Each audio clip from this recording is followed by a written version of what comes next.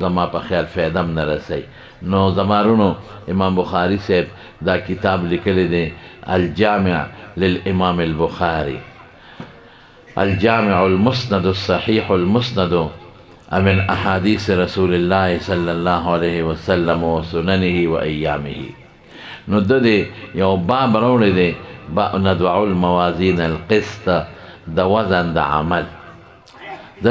دوه غرض دي د دینه، خو یو غرض یې لږ اوږد دی او بل احسان دی. یو غرض یې رد دی په بعضې حنابلو چې هغوی د خلق د قرآن د قایل نه دي. هغوی وایي چې د قرآن د الفاظ او دا نقش او دا پاڼې قدیمې دي. نو امام بخاري په هغوی اصل کې رد کوي. بنیادي رد یې په هغې دی، مخکې بابونو سره په دې مناسبت راځي. خو یو مشهوره خبره د علما هم ذکر کوي، زه به هم ذکر کړم. معتزله او خبیث قوم تېر شوی دی، نو ظاهري رد امام بخاري په هغوی کوي. هغوی څه وایي؟ معتزله د عقل بچي دي. هغوی وایي چې د قیامت پر ورځ زموږ ستاسو دا نظریه ده چې د قیامت پر ورځ به الله پاک د اعمالو وزن کوي. یاده ده خبره؟ مونږ وایو که نه تله د میزان به قایمه شي، تله ورته پښتو کې وایي، میزان ورته عربی کې وایي. دا به او قایمه شي او زموږ نیکۍ او بدۍ به ټولې تللې کېږي. دا زمونږ عقیده ده د اهل سنت والجماعه. او حافظ ابن حجر وایي اجمع اهل العلم، په دې د ټولو علماء اجماع ده على ان میزان ثابت، میزان ثابت دی.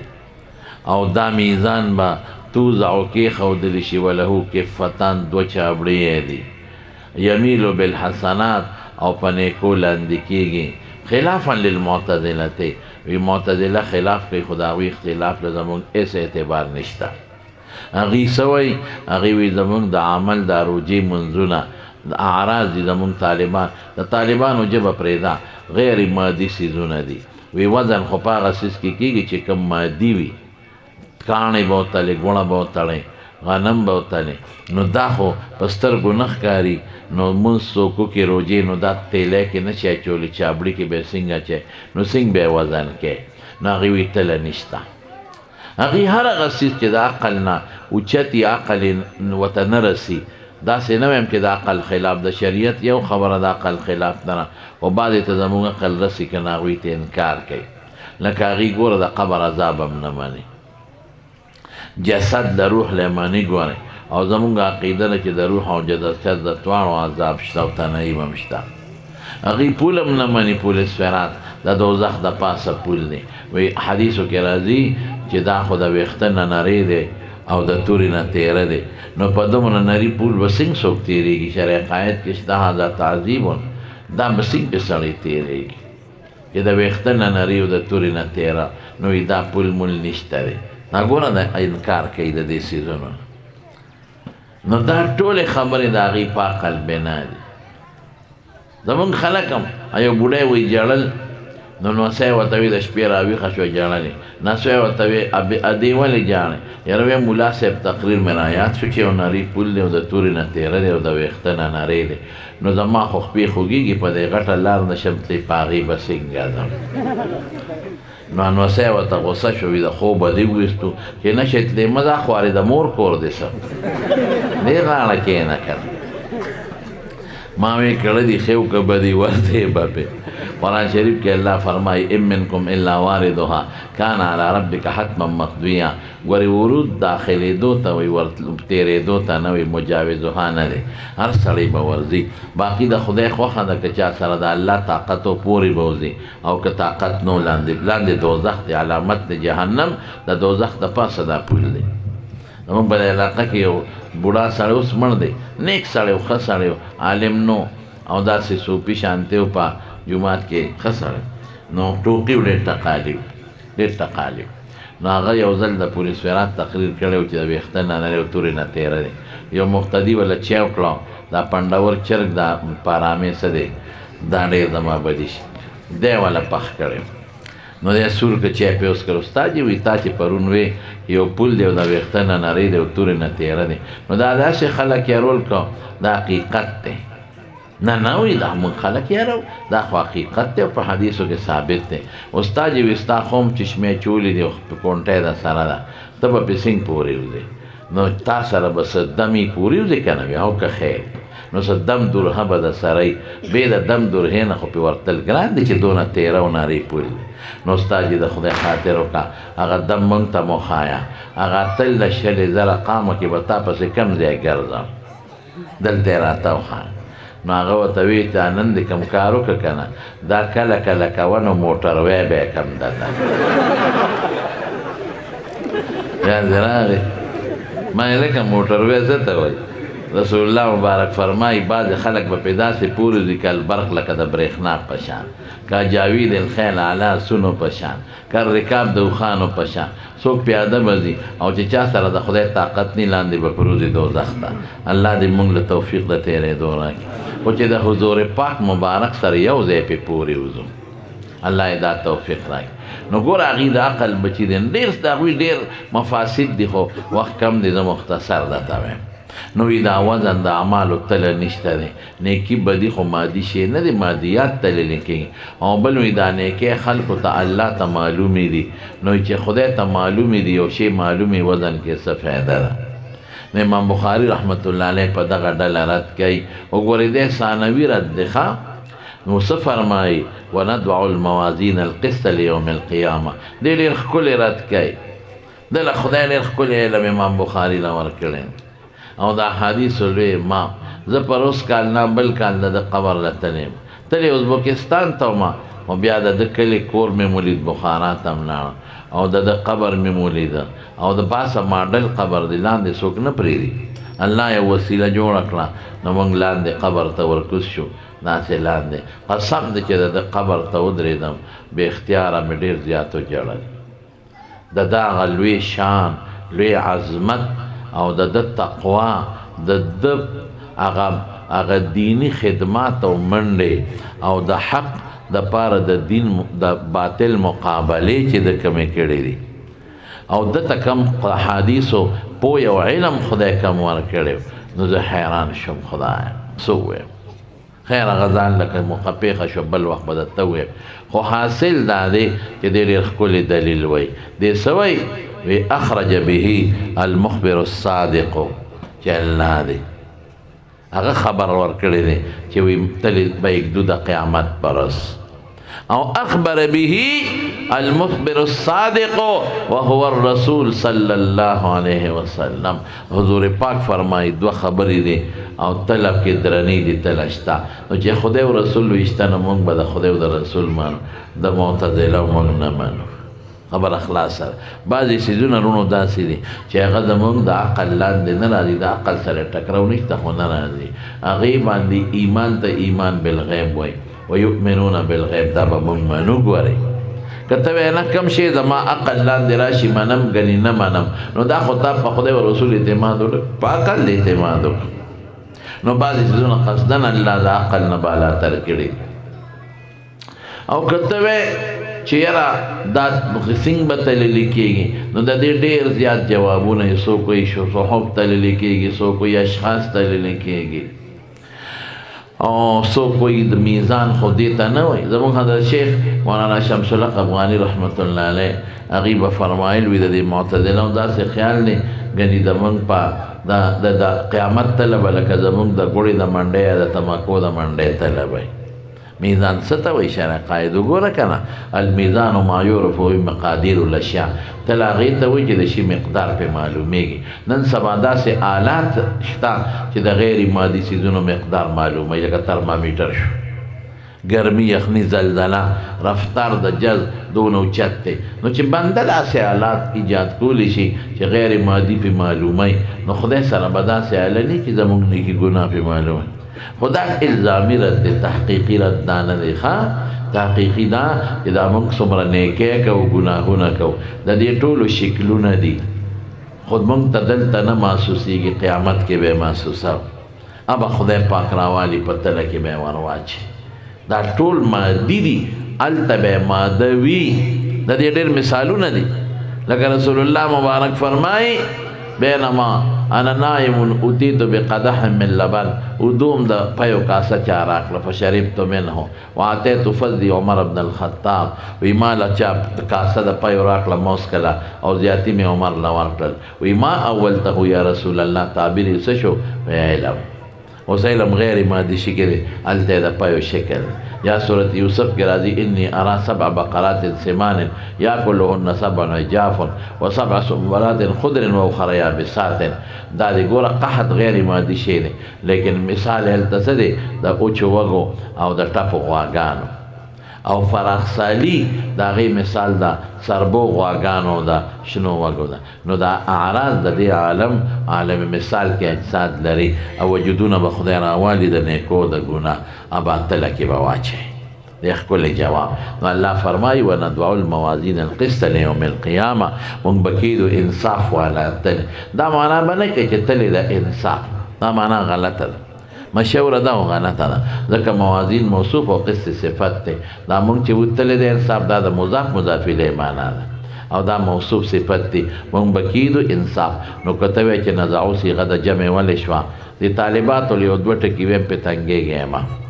صیغه د جمع ولې شوه الله خو مفرد دی نو علماء درې جواب کوي خو آسان جواب دا تفخیما لشانه تبارک و تعالی او موازین یا جمع د موزون د لکه مجاهیل د مجهول جمع ده یا جمع د میزان د لکه مصابی د مصباح جمع ده او قسم باندې سوال طالبان کوي چې دا به حال الموصوف صفت ده او چې کلم صفت به حال الموصوف مطابقت موصوف سره افراد تسنیه جمع کې شرط ده دلته خو مطابقت رانغه موصوف جمع ده او صفت مفرد ده نو ذوات مقدر ده یو او یا دا چې زلن اقسان جواب به کوم مصدر دی صفت د مفرد مثنى مجموع حقیقی حافظ ابن حجر وی یقال میزان قسط و میزانان قسط و موازین قسط انصاف والا تل لیوم القیامه پرواز د قیامت لا په معنا د فیری یا که اجلیه کې له حساب به مقدر کې او د یوم دو معنی راځي یو نهار ته یو مطلق وقت دلته مطلق وقت مراد دی او قیامت معدول دی عدل هم ویل دی کنه معدول د قائمتن نه دی موصوف مقدر دی الساعه القائمه د انصاف تلی وکیدو قیامت پرس زمونږ د پاکستانیانو د تلو پشان نه دی خو دی سپتل کې وای چې شی دل تلی بس دل درک یو فوډ انسپکټر تلی او د یو دکان تلی کتل دکاندار هغه به یو خواشه زیات خو بل خو به کم خو خدای پاک سم تل دا یو خواشه واچوم زیات دی بل خو کم دی په حیران شو وتا هلکه دا څه مسله اغشته به په یو طرف خرڅو به په بل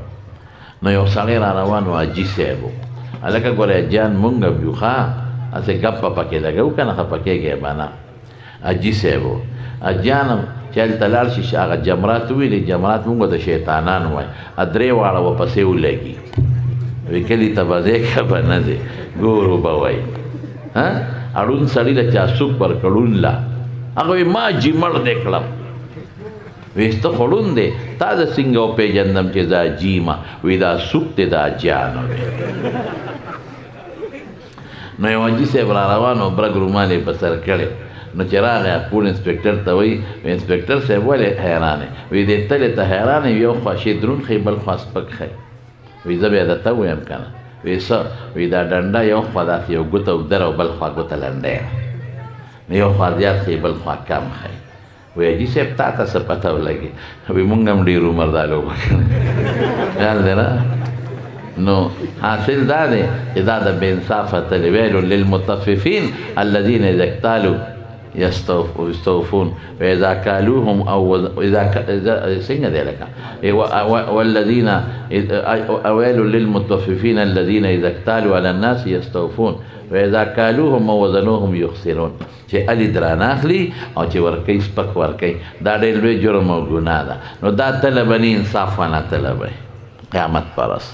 نو دې او دا طلب کم دی پرتی لومبي چې مونږ پاسو ار چاته خپل عمل په شکلونو کې راځي بیا د هر پیغمبر حوض دی زمونږ د خپل پیغمبر د حوض نوم کوثر دی الله دې موږ له برکي دا غي نه پس به عمل نامه را خپل چاته په خیلات چاته په غس چاته مې ورای زهره د شان او خدای دې موږ له په خیلات سره کی دا غي نه پس بیا په پول باندې بنده تیوري دا غي مخه ته د تل پرتره سمره د تل نو درته مختصر کوم حدیث پکې شته. داود علیہ السلام الله نه تاسو کوي ما ته الله دا تلو خا وی طاقت یې نشي لرله. نو نه خې براته نو چې وته خو له بهوشه پریوت. نو چې هوش کې راغی وی الله دا خو دومره غټه ده که د واسمانونو زمکې پکې واچي نو په یو ګوټ کې به ځای شي. نو خدای زمونږ په عمل به دا څنګه کېږي. الله فرمایل ای داوده چې زه غواړم په یو کجورې هم ډکولی شم چې اخلاص پکې وي. اخلاص دا غټه کم وزنداره کم. نو دا تلنه نو دا به کم ځای وي د پولیس ورات مخې ته څوک به نګراني کوي رب العالمین په خپله. وزن به پې څوک کوي؟ جبریل علیه السلام. ټول پیغمبر د پیغمبرانو نکاح آدم علیه السلام به ولاړي ټولو بچو او د کم پیغمبر او مستره چې وزن کېږي پیغمبر به ولاړي او کرام الکاتبین فرشتې به هم ولاړي او ملک الموت به هم ولاړي. سخت ورځ ده او لومبي حساب کتاب به زمونږ ښکلي پیغمبر مبارک امت سره کېږي. بهر کې زمانونو چې وزن او جبریل علیہ السلام با غشی نیولی لسان المیدان غشی تا بگولی چې داسې داسې کېږي. نو اما من ثقلت موازینه فهو فی عیشة راضیه و اما من خفت موازینه فهو هاویه وما ادراک ما هی نار حامیه. نو موازین بیا قرآن کې جمع شو دلته تله خو یوه ده. نو یا په اعتبار د کثرت د ما یوزنو لهم یا کثرت د ما یوزنو او څوک وي متعدد د تلو قائل له قول مرجوح دی. بهر کې په دې طلب الله پاک هغه نیکی او بدی غوتلی راځي چې اعمال د بني آدم او قولهم توزن تللی کېږي. طالبان دلته سوال کوي و اعمال جمع قول مفرد دی دا اولی وفي نسخة اقوالهم د اعتراض نشته په دې شته. نو وایي چې اعمالو تعلق د جوارح او اندامونو سره دی متعدد دی او د قول تعلق د خولې سره دی مفرده ده. اوس امام غزالی لیکلی دی الدرة الفاخرة في كشف امور الاخره ډېر خشته کتاب دی. هغې کې لیکلي دي چې د پیغمبرانو وزن به نه کېږي. بالکل ټیک ده ګناه نشته. او چې کوم ماشومان په ماشوموالي کې مړه دي یا مجانین لیوني په لیونتوب پیدا دي او بیا مړه دي د هغې ګناه غیر مکلف دي د هغې به وزن نه کېږي. ټیک ده بالکل. او یا زره کسان به بې حسابه بې کتابه جنت ته داخلېږي د هغې وزن به هم نه کېږي. هلکه او یو زرو کې موږ نه راځو او یا زره خو صحابه ډېر. نو مسلم شریف کې راځي دي او یو زرو کې به هر یو کس سره او یا زره ملګري وي بیا موږ نه راځو. ګرانه ده ځکه صحابه تابعین علما صالحین دیندار ډېر شی تېر شوی. نو بیا په مسلم شریف کې یو بل حدیث دی وثلاث حسیات من حسیات ربي درې لپې به خدای جنت ته ورچوي. درې لپې یاره انشاءالله چې په دې لپه کې خدای راول. د علماو سره او د مدرسو سره مینه ساتئ. د دین خدمت کوئ. قرآن سره تعلق ساتئ. د علماو سپکه مه وایئ. د علماو لاسونه ښکل کړئ. د علماو پیزار اوچت کړئ. انشاءالله المرء مع من محب خدای به هم دقې ډله کې که خیر راولي انشاءالله. نن سبا خلک علماو پسې مدرسو پسې سپکې وایي. هلکه شکر نو باسه 95 94 واړه د مدرسې نه خدای پاک تاسو له درکړل. د دې علماو لاسونه ښکل کې قدر وکړئ عزت په سر یې وګرځوئ. دې مدرسې سره امداد کوئ ولا مالی بدني. ستاسو بچي فارغ شو دا ټول ستاسو بچي دي. ستاسو کورونو ته خیر او رڼا ورسېده چې دا خلک په دغې ډله کې رانه شي څوک به راسي. زمارونو خو امام غزالی او بله خبر هم لیکلی ده. هغه وایي چې د کفار وزن نشتویت مستثنا دی او دلیل وی فلا نقیم لهم یوم القیامت وزنا چې د دې وزن به موږ نه قایمو. لیکن امام قرطبی او ښکلی کتاب دی التذکره فی احوال الاخره ډېر مزیدار کتاب. هغې کې هغه جواب کوي چې نه د کافر وزن به کېږي. قرآن کې دلیل موږ سره شته. داسې دی اما من خفت موازینه فاولئک الذین خسروا انفسهم فی جهنم خالدون. ګوره پته ولګېده چې وزن یې سپک دی او خالدون خلود خو کافر دی مسلمان ده خو نه د هغې وزن به کېږي خو سپک به. او لا نقیم لهم یوم القیامت وزنا دا نه چې وزن به تله به کې به شی نه تلو. دا وزن چې کوم مقصد دی چې شي درون شی به نه څه مرتبه به د هغه اعمالو د ښو اعمالو د کافرو نه ځکه چې ایمان کوم عمل سره نه هغه عمل جعلناه وقدمنا الی ما عملوا من عمل وجعلناه هباء منثورا. او کسرائے بقین یحسب الظمآن ماء اس دغه به قیامت پر اس فائدہ نہیں زمارونو وقال مجاهد دی معنی کې القسطاس العدل بالرومی ادا د امام ترمذی بخاری خپل یو انداز دی د غریب القرآن شرح په غریب الحدیث کې او د غریب الحدیث شرح په غریب القرآن کې نو قسط راغی نو د قسطاس معنی کې په رومي جبه کې انصاف ته وای نو موازین قسط نم انصاف مراد شوی او که سوالو کې چې قرآن خو عربي دی نو جوابونه پنځه دي او مختصر جواب دا چې قرآن په یو ټکي د عجمیت د عربی نه نوځي ښه بیا هغه ټکي چې هغه معرف شي خواص د عربیت ملحق شي په هغې نوځي ویقال القسط مصدر المقصد په دې سوال کې چې قسط مصدر د ثلاثي مجرد دی او مقصد خو فاعل د ثلاثي مزیدون فیه دی نو جو علما جوابونه ګڼ کوي مصدر المصدر وغیره خو زه راته خپل وایم دلته مصدر په معنا د ماخذ دی بس اصل ماخذ قسطو او د هغې نه بیا قسطه یقسطو باب جوړ شو او بیا تی مزید جوړی نو مقصد نو مقصد مصدر اقساط او د اقساط مصدر قسط اصل ماخذ دی او مقصد معنی کوي عادل ان الله يحب المقسطين واما القاسط فهو الجائر ظالم توي الله وي اما القاصدون فكانوا لجهنم حطبا دا امام بخاری معنی وکړه خو مورونو د علماء د طالبانو ته یو خبره کوم او طالباتو ته کوم علماو ته نه کوم او خواص تاسو په نه پوهیږي د امام بخاری د تفسیر لږ کمزور دی د دارومدار د ابو عبیده په تفسیر دی او په ټولو تفسیرونو کې د ابو عبیده د تفسیر نه کمزوري تفسیر بل نشته دلته تصدیر هم په یو قال وکړو دا یو قاص سند یې ولا راونه یقال ویل کېږي داسې مرجوح قول سو حجت نه ګرځي اصل کې فرق د په باب بنا که باب د مجرد وي د ظلم معنا ده او که د مزید وي د انصاف والامر لیس کذلک علما لیکلي د لغتو تاسو ګر لسان العرب او تاسو نور کتابونه وګورئ غوي نه فرق په مصدر دی که مصدر قصد انصاف ته وایي که قسط ظلم ته وایي که باب مجردي که مزید لکه عدل عدل عدل انصاف شو او همدغه باب د عدل عدل عدول اعراض ته وایي خسب دا خود دې ترجمه الباب دی احمد ابن اشکاب د استاد دی درې استادانی دی احمد ابن اشکاب محمد ابن اشکاب او علی ابن اشکاب ظاهر کې بعض خلک وی درې ورونو حافظ ابن حجر ورونه سکه یو بل سره معرفت او په جنګلوم نه لري او محمد ابن فضیل دا استاد عماره دی دا استاد ابو زرع دی دا استاد حضرت ابو هريره دی رضی الله تعالی عنہ د رسول الله مبارک عظیم محدث او ډېر لوی شخصیت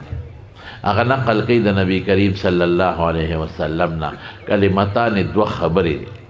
هغه نحوي کلمه نه ما وضع لمعنى مفردين دا کلام په معنا د ما یتکلم به بکم یا د مجاز مرسل په علاقو کې یو دار چې ذکر د جز مراد ته نه کول لکه مونږ وایو کلمه شهادت ګوره جمله ده یا مونږ وایو تمت کلمه ربک صدقا وعدلا یا لا مبدل لکلماته د خدای فیصلې ته مراد دي فیصله خو جمله دو خبرې دي محبوب دي رحمان ته نو بحث پکې ډېر دی خو زه راته به صرف معنا کوم الله ته محبوب دي ولې چې د خدای دا دو کلمې هغه کلمې دي یعنې هغه کلامونه دي چې د الله ټول صفتونه پکې دننه پراته دي بعضې وخت خبره لګئ او ډېر شیان پکې پراته او سبحان الله کې ډېرې خبرې دي څه د خدای چې څومره صفات د اجلال دي او سلبي دي پکې راځي دا الحمدلله کې د الله ټول صفات زه به یو مثال ستاسو په ژبه درکړم یو سړي واده کړی کور ته لاړ ښځې ورته لیست راوویسته وی هله دا راوړه دا سامان تور باټینګڼ هم پکې لیکلي که مخې خدای مردار کړي او خوینده کچالان مو غوښه مو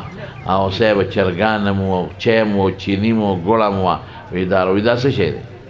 وی دا به راوړی که وی اوسه پورې قسم دی که دا ما راوړي پلار مې راوړي وي پلار دې پرېږده اوس به ته پلار کېږي دا به راوړې دا هغه کلک شو هغه ښځې وی دا دې منلي دي وی قسم دې که ما منلي وی تا د نکاح وخت کې څه وي وی ما ته خو خدای شته که دا ویلي چې تور باټینګن به هم راوړي او چای چینی به هم راوړي ما ته دا نه دي وی څه درته وی وی ما ته وی قبوله کړې دی وا وی ما وی او قبوله مې کړه نو ورته وی ظالمه په دې قبلتوها کې په دې قبوله کړې کې ټول رالل چې زه دې قبوله کړم اوس به زه در باندې سواره ګرځم په فکر د زنانو مدرسې خبره ده نو زنانو ته دین وښایه ګورئ قسم د شریعت چې ښځو له کوم حقوق ورکړي دي دا په یو دین کې نشته نور دینونه او ښځې بربنډې کړي دي دا حق نه دی حق دی ته وایي شکر الحمدلله شریعت دی وی په کور کې به خدمت ته ښځه پیدا ده های های های خدمت د چا کوي د پلار کوي خدمت د مور کوي خدمت د وروڼو کوي خدمت د خپلو بچو کوي او د خاوند کوي د پردو خو نه کوي نه نوی دا خدمت د نه پیدا نو دوی څه وایي دوی په جس کې نوکره کي نو هلته د 300 پردو سړو خدمت کوي د خپلو بچو هغه ظلم دی ها او د پردو سړو چې په جس کې له 300 سوارلو ته پلیټونه ایږدي او اسخاتې اوچتئ نو دا خیر او په سکول کې چې د شپېتو ماشومانو سپېمې پاکوي نو دا خیر دا څه ظلم دی شروع کړی شریعت خو عزت ورکړه تا خو والا فوټو بره په بورډ لګولی دی چا ته یې سپلی چولی د کیړو نمایش پکې چا ته د بنګړې چولی د بنګړو نمایش پکې ښځه معزز شی دی دا شوپیس نه دی چې ته په دې باندې اشتهارونه لګې او پیسې پې ګټې شریعت وایي دا به کور ناستې بالښت ته به یې ډډه والي دا به اډر کوي دا شی راوړه دا راوړه دا راوړه دا راوړه عزت شریعت ورکړی سار سړی وځي غریب تر غرمې پورې ماسپښینه پورې ډوډو کې خولې پې ماتې کور ته راشي مزدورۍ پسې وځي نوکرۍ پسې وځي سار نه ماښامه پورې په منډو ترړو سر دی چاله را پیدا کوي همدغه محترمې بیبي له ډوډۍ وله راوړي چای وله راوړي جامې وله راوړي غم خادو پسې ګرځئ وی شریعت حق نه ورکوي موږ څوک موږ خو یې غرق او تباه کړو بې نیټې د خلکو ګیرې سپینې کړې د ښځو د لاسه هارټ اټیکونه ورته ولګېدل دا تاسو چې وینئ پلانکې سړی د سار روان و د دروازې مخکې را پرېوت هارټ اټیک ورته شو کېږي که نه کېږي تاسو یې جیب وګورئ غټ لیست په پکې پروت دی دا ورته ښځې دونه لیست لیکلي چې دا راوړه نو دې غریب خو غږ نه شي کولی سټل ته مږي چې بار روځي لیست ته وګورو ډاس چې هارټ اټیک لاندې را پرېوت چا پلار به دا څه پوره کړي بنګلې به وله جوړی غلا به وله کوې ډاکه به کوې او دی له به پوره کوې موږ وایي په حقوق مولانا بیجیګر صاحب د خدای پاک وبخي هغه به وایي موږ د ښځو هر حق پوره کړی دی وایي یو یې پاتې دی بس او یو یې دا دی چې د بالا باڼې په دې بازار کې زه ورته لاندې به دا را باندې راسوره شي او ګرځوم موږ خو هر څه پوره نو څوک جامه راوړې پیزار نیکبخته کور کې نه بالښت ته ډډه اډر کاوه د عزت تستا دین زده کا شریعت زده کا ما نه یو ځل چا تپوس وکړه کوټې غوندې جواب راکړه په فیسبوک ته که په دې نیټ کې اغوښتی و خو د ټولو نه چې راکوټې جوابي چې د هغې نه راکوټې نه وي چې چا جامع جواب راکړه و راکوټې هغه ته به انعام میلاوېږي وي د مدرسو البنات څه مقصد دی نو دی کې خو کتابونه خلک لیکلی شي دین بخی قرآن شریعت ما لکه لنډې جواب درته زه وایم ځه ولیکه ځان سره وایي جي سوچ پې وکړه خیر دې 2-3 ورځې پس پکې شته 2-3 ورځې مې لیکه مې زموږ د مدرسو بنات مقصد دا دی چې موږ په دې زنانو کې په دې لوڼو خویندو کې د حضرت فاطمې او د عایشې نقش لیدل غواړم بس مقصد څه دی چې دا کشر کل د عایشې صدیقې په نقشه شي د هغې یو جلک پکې لیدل غواړم موږ خو دا غواړو کور سرداره ته جوړه شي دین زده کي شریعت زده کي د ښځې د خاوند حقوق د خواښې حقوق د بچو حقوق وپېژني ښکلي دین زده کي دا مقصد نو بیا راته څه موده پر ټلیفون وکړئ مولوي صاحب هغه جواب ډېر مزیدار وایي هغه انعام مې وګټه مې ظالم بچی غوټ نیم پکې د سره زما کېږي خو زه مې بخلې مې راکې هم نه نو زه وبخلې شوم ډوډۍ چې سپې وتښتئ بیا ورته وي خدای پناه مه مې موږ ته پته ده چې نه راکې زه بخلې دوست مې دی اشنا مې دی